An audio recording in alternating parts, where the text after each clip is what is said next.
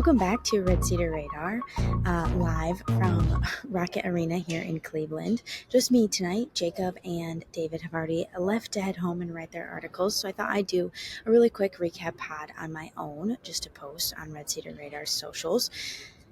Let's start with player of the game. Cohen Carr ended with a career-high 18 points and 9 rebounds.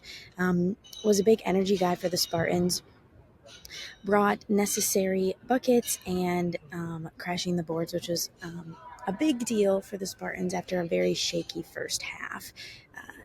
Other notable players, I think Jace Richardson found his footing in the second half after kind of a shaky game against Wisconsin in the Big Ten tournament and a shaky first half here in Cleveland.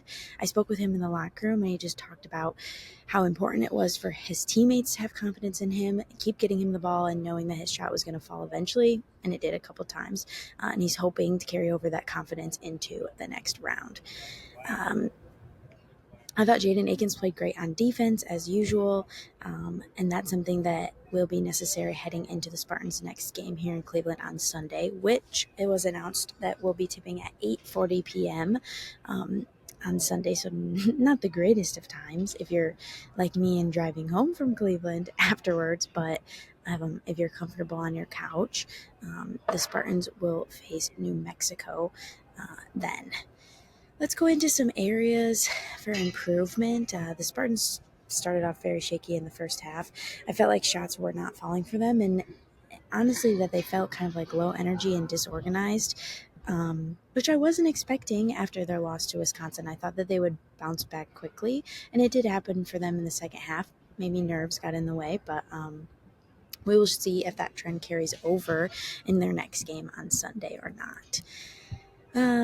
Some exciting moments. Some guys got on the court at the end of the game. Kurt Tang, Garrick Normand, and Nick Sanders got himself a bucket, which the crowd loved here at Rocket Arena.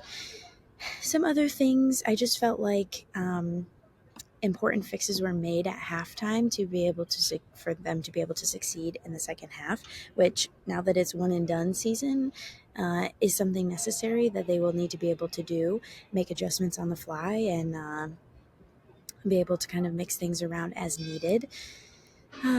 Simone Zampala did not score any points and did not play in the second half, if I remember correctly. I saw him on the bike kind of keeping his legs warm. It seemed like the trainer was working with him a little bit, so I don't know any details on that, but that was a notable missing point a little bit for the Spartans.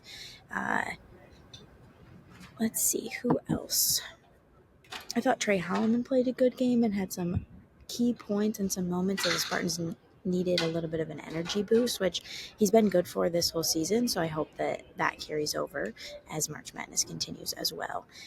Jeremy Fears, I thought he did a good job of running the point and a few times pushing the ball up the court and catching Bryant off guard a little bit, which didn't really happen much in the first half. So I thought that was a good adjustment by him, just pushing the pace and kind of keeping the other team off balance a little bit, which is a Spartan staple that was kind of missing from their game and maybe part of the reason that they struggled a little bit. Like I said, the Spartans will take on New Mexico on Sunday at 8:40 p.m. We will be back here covering, Jacob and I will, and follow along on Spartans Illustrated for more basketball coverage. We have all sorts of things, pregame info, game recaps. Check it out and consider subscribing. And check out Red Cedar Radar wherever you listen to podcasts. Find us on YouTube, and I will see you back here at Rocket Arena on Sunday. Thanks so much.